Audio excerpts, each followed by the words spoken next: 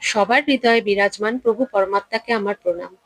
আজকে শ্রীরামচরিতমানসের ৩০তম পর্বে তুলসীদাসজি আমাদেরকে বলছেন যে আমাদের প্রত্যেকের চরিত্র কেমন হওয়া উচিত, ভেতরের ব্যক্তিত্ব কেমন হওয়া উচিত। একটা কথা বলতে হবে যে চরিত্র যদি জীবনে কিছু স্বীকার করতে হয় সেটা রামের মতো মর্যাদাপূর্ণ হওয়া উচিত এবং ভগবান শিবের মতো মহানতা আর উদারতা যেন থাকে সেই চরিত্রে। এটাই তবে আমাদের জীবনের বিশেষত্ব হয়ে দাঁড়াবে। আর এটা সম্পর্কে অবগত কে করায়? এই শ্রীরামচরিতমানস করায়। তার প্রতিটা পংক্তি, তার প্রতিটা স্তুতি আমাদের করায়। তো আজকে আমরা প্রথম স্তুতিটা আগে পড়ে নিই যে তিনি কিভাবে আমাদের শেখাচ্ছেন। भल अनभल निज निज करतूति लहत सहजु अपलोक विभूति सुधा सुधाकर सुर सरि साधु गरल अनल कलिमल सरि व्याधु गुण अवगुण जानत सब कोई जो जेहि भाव निक तेहि सोई। কোনো ব্যক্তির কি চাই, তার কি পছন্দ, সেই অনুযায়ী সে সংসারে বস্তুর কিন্তু নির্বাচন করবে। বাবা তুলসীদাস বড় গভীর কথা বলছেন। ভল অনভল নিজ নিজ করতুতি লহত সুজস अपलोक বিভূতি। ভল অনভল মানে ভালো আর মন্দ, নিজ নিজ করতুতি মানে নিজের নিজের কর্ম যেমন করবে সেই অনুযায়ী। তার মানে ভালো মন্দ যা কিছুই করুক সেটা তার নিজের কর্ম, সে নিজের কর্ম অনুযায়ী সেই ভালো বা মন্দটা করছে। আর এই রকম কর্ম কি করে হবে? তার যে ভেতরের যেমন ব্যক্তিত্ব থাকবে সে কিন্তু সেই রকম কর্মের দিকেই এগোবে। কর্তুতি কথাটার মানে হচ্ছে যে কর্মটা সে করছে। এবার বলছেন লহত সুজস अपलोक বিভূতি। লহত মানে পাবে, সুজস মানে সুযশ, अपलोक মানে সংসারে কারো অপযশ, আর বিভূতি মানে ব্যক্তিত্ব।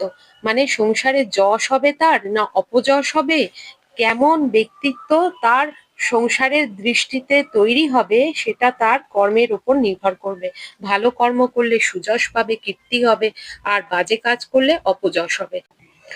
সুধা সুধাকর সুর সরি সাধু গরল অনল কলিমল সরি ব্যাধু। এবার তুলসীদাসজি কিছু জিনিসের নাম বলছেন। সুধা মানে অমৃত, সুধাকর মানে চন্দ্রমা, সুরসরি মানে মা গঙ্গা, সাধু মানে সজ্জন ব্যক্তি, গরল মানে বিষ, অনল অনল মানে অগ্নি, কলিমল সরি সাধু। কলিমল সরি মানে হচ্ছে যেমন পুণ্যের একটা নদী আছে মা গঙ্গা, তেমন পাপেরও কিন্তু একটা নদী আছে, আর সেই নদীর নাম হচ্ছে কর্মনাশা। আর ব্যাধ মানে হচ্ছে যে শিকার করে, শিকারী, হিংসা করা ব্যাধ, এখানে সেটার কথা বলছে।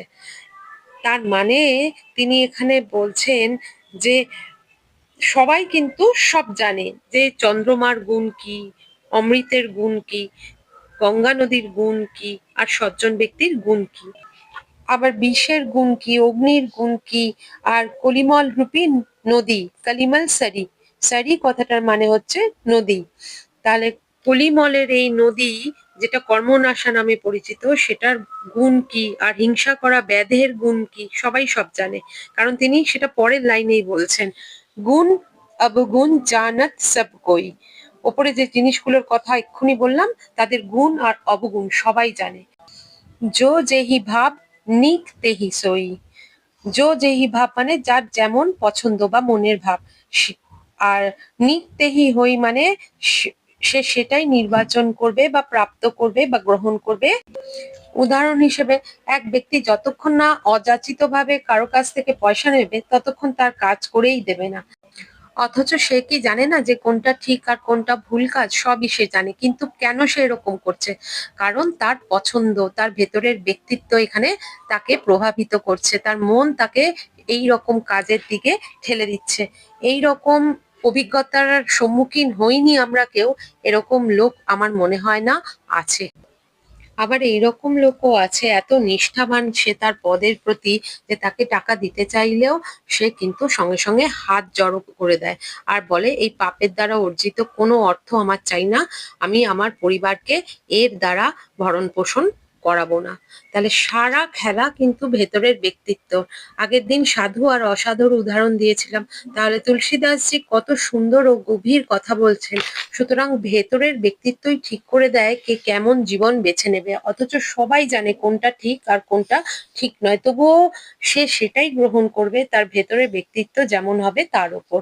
দেশদ্রোহ করছে, কেউ কাউকে অত্যাচার করছে, এমনকি মেরেও ফেলছে, সে কি জানে না যে সেটা ঠিক নয়?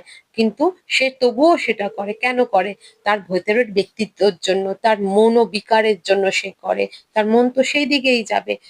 সেই কারণেই তিনি বলছেন, "জো যেহি ভাব নিক তেহি সই"। আর ভেতরের ব্যক্তিত্ব দেখুন, জেনেও পাপ করে, অথচ ভেতর থেকে তাকে কেউ আটকানোরও নেই, উল্টে তাকে প্রেরণা দেয়। তাহলে কেউ অমৃতের নদীর দিকে যাবে না কেউ পাপের নদীতে যাবে, সেটা সম্পূর্ণ তার ভেতরের ব্যক্তিত্বের ওপর নির্ভর করছেন। কি সুন্দর ভেতরের কাউকে রূপান্তর করে দিতে পারে এই স্তুতি। সে যদি অবশ্যই রূপান্তরিত হতে চায়, তবেই কিন্তু এটা হবে। মানে মনোবিজ্ঞানের খাতা খুলেছেন তুলসীদাসজি, আয়না দেখাচ্ছেন, অসত্য থেকে সত্যর দিকে যাওয়ার দরজা। কিন্তু প্রতিটা শব্দ ভালো করে শুনতে হবে, তারপর চিন্তন করতে হবে, আর তবেই তাকে জীবনের মধ্যেও আনতে হবে। এমনি এমনি কিন্তু হবে না, চেষ্টা কিন্তু করতে হবে। भलो भलाई ही पे लहई, लहई नीचाई ही नीचू, सुधा सुराहिय अमरता, गरल सराहिय मीचू। ভালো ভালাই পে, মানে যে ভালো লোক সে শুধু যা কিছু ভালো সেটাই গ্রহণ করবে।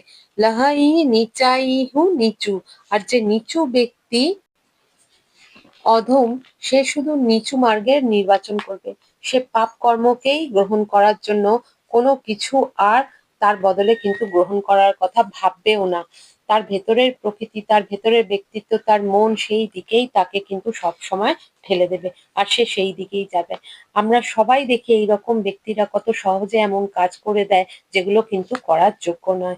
এবার বলছেন, সুধা সুরাহিয়া অমরতা, গরল সুরাহিয়া মিচু।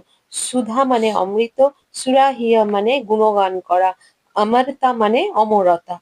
বলছেন অমৃতের গুণগান কেন করি আমরা?